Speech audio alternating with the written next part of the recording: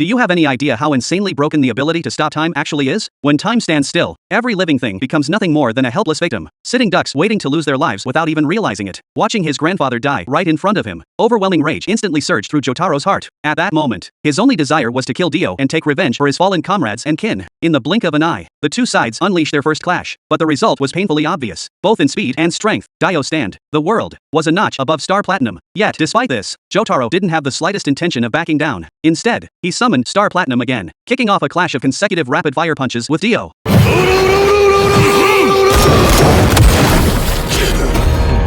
ラッシュの速さ比べか。